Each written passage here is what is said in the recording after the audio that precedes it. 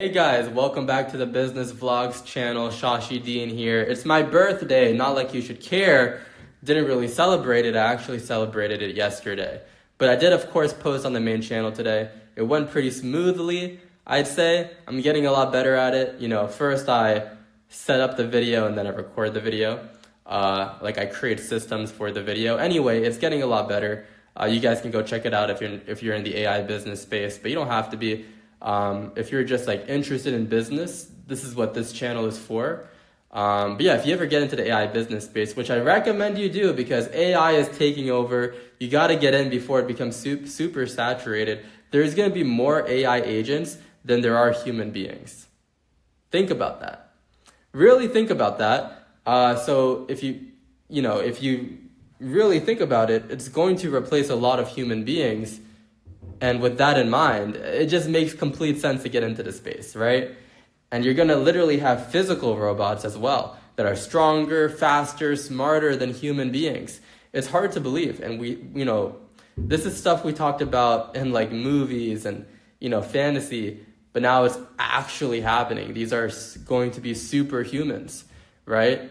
And then who knows, we'll have a Neuralink made by Elon and we'll plug it into our brain and we're going to literally have all the data to access it's going to be plugged in, right?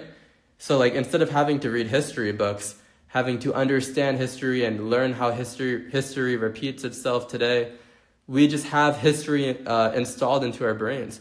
And history is so important because like I said, history repeats itself. So you learn a lot from history. Even though it's the olden times, there are principles that still repeat, right? If you think from first principles, the elements of those events reoccur, right? Strong men create good times create weak men create hard times, and the cycle continues. I believe Tony Robbins made that up, and it's true, right? Tony Robbins, the motivational speaker. And so I posted on the main channel. I also had shorts that went up on my AI agency channel. That has no subscribers. It has 0 subscribers. But the Alex Hormozi shorts channel, and if you guys are confused, I made a whole video on this yesterday showing you guys the channels. The Alex Hormozi channel is getting subscribers and is getting views. And that's because Alex Hormozi is more well-known than the AI agency space.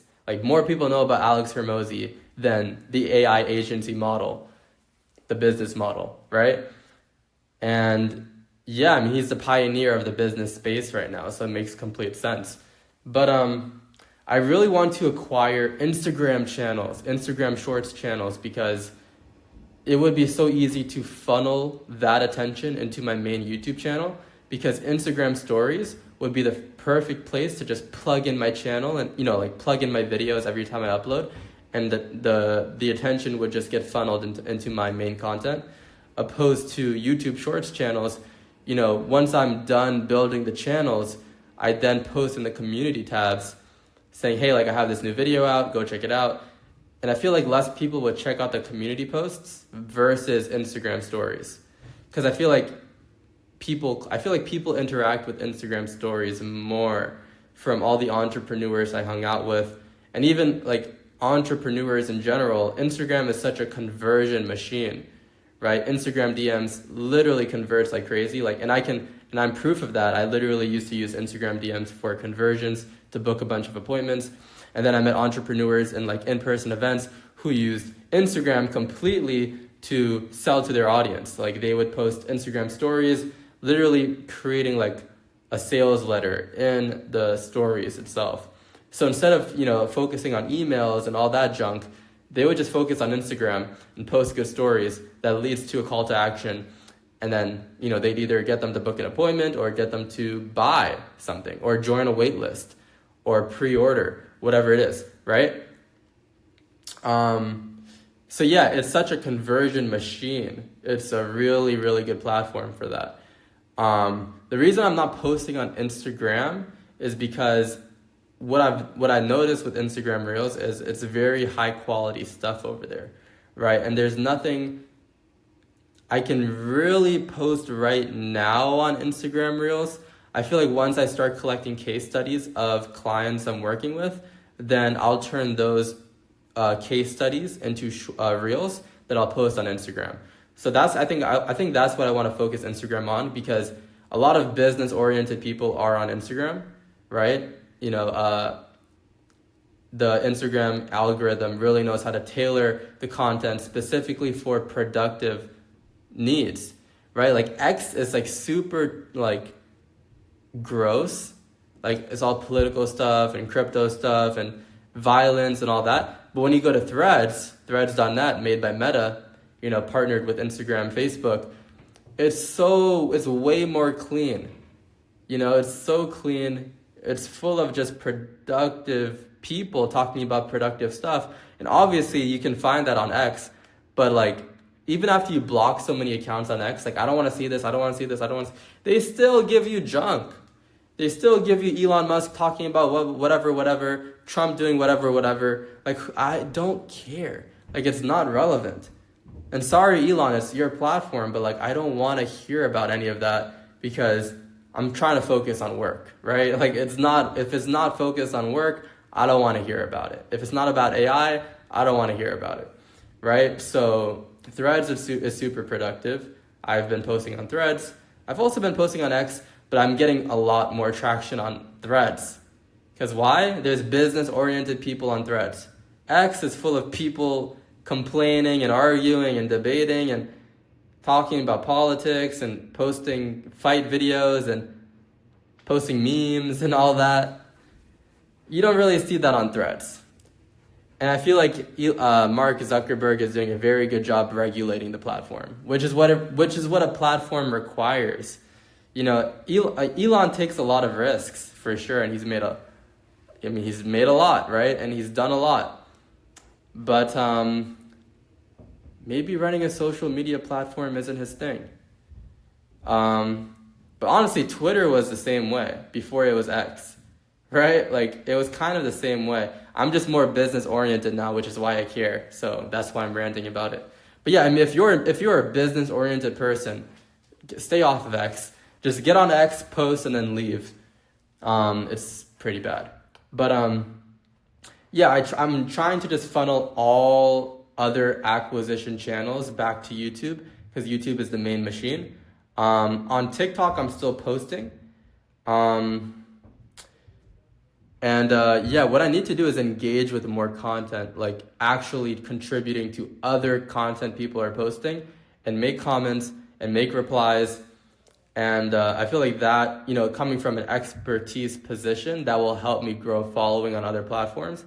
And then I can even use what I comment as like a video topic on my YouTube channel, right? Especially if I get a reply back from someone and there's like a thread of like an argument on a topic, or, you know, maybe we're talking about the same thing that we're interested in, whatever it is, I can make a video on it, right? I think that's really good. I think that's going to help with posting more quantity, right? And it gives quality to it too.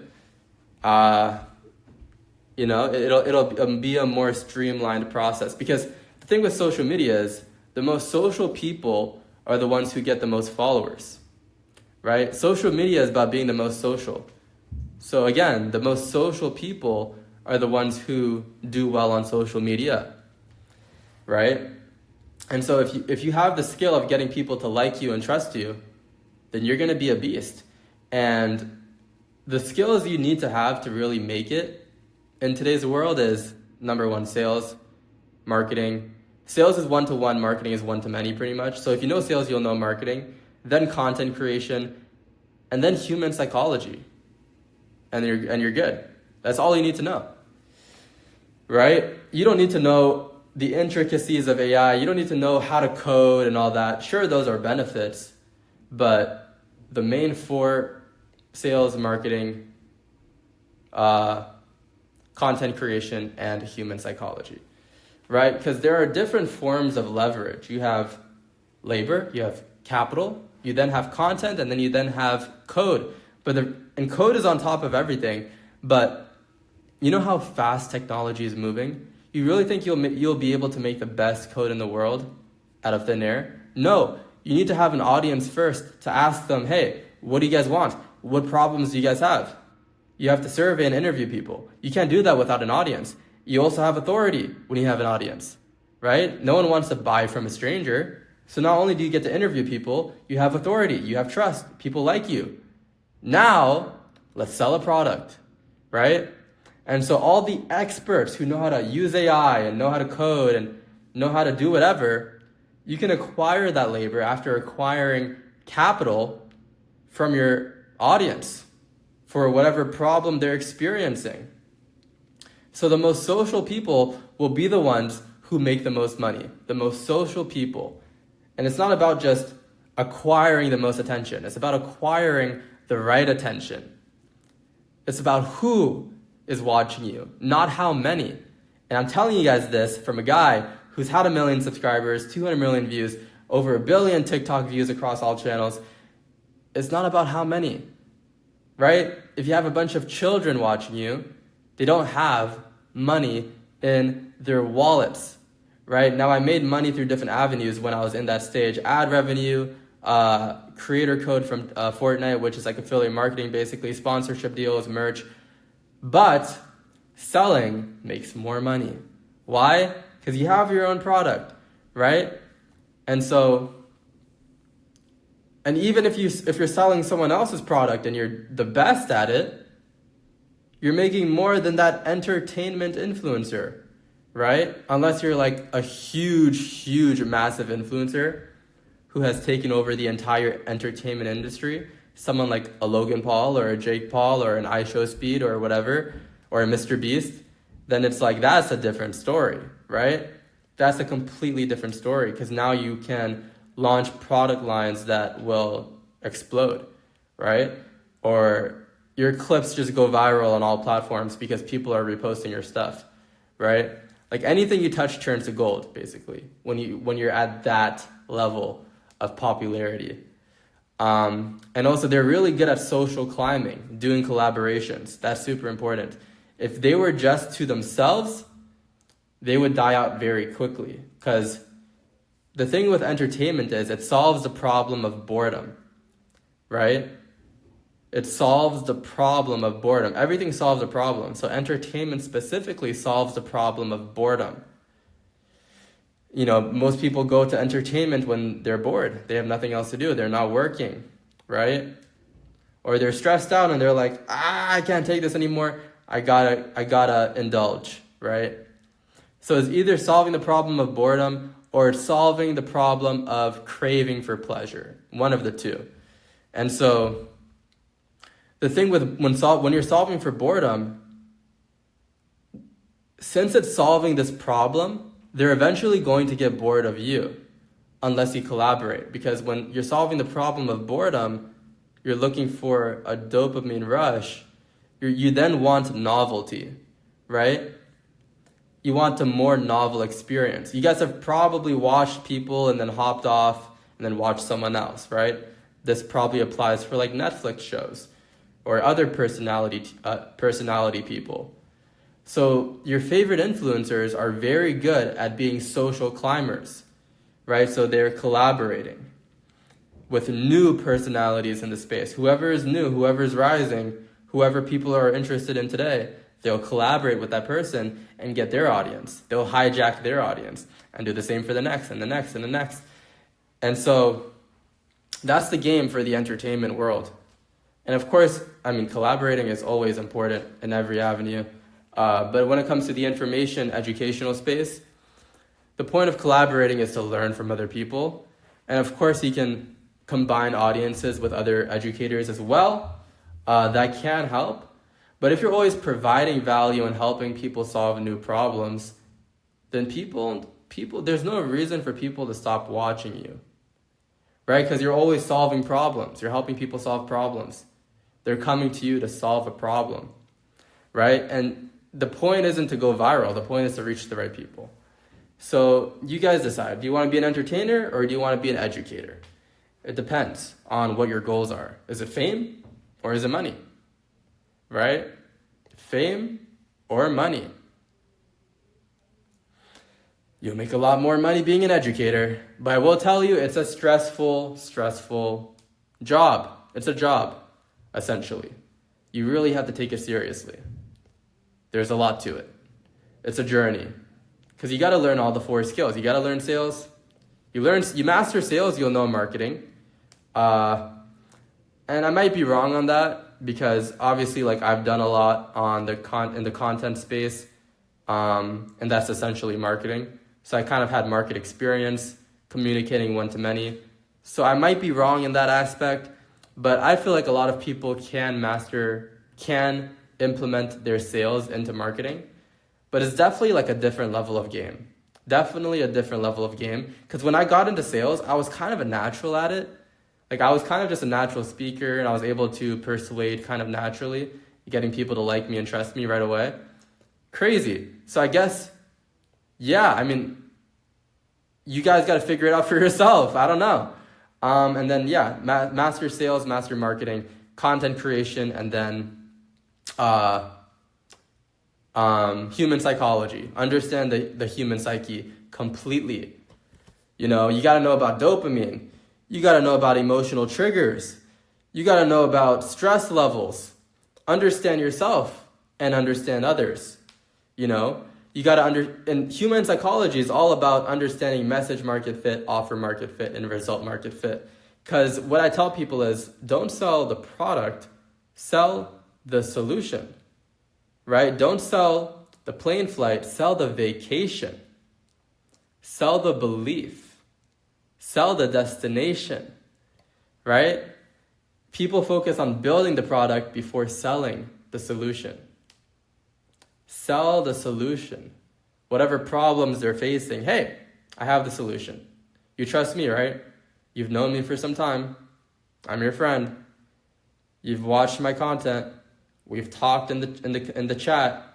You know, we're in the same group chat. Whatever it is, however way you build these relationships, once you have likability and trust, you're able to sell. Make sure they're your ideal client. I would say try selling business solutions. Sell to rich people first before you try selling to poor people. Because poor people are a lot harder to sell to, a lot harder to fulfill. Don't make that mistake. Take care.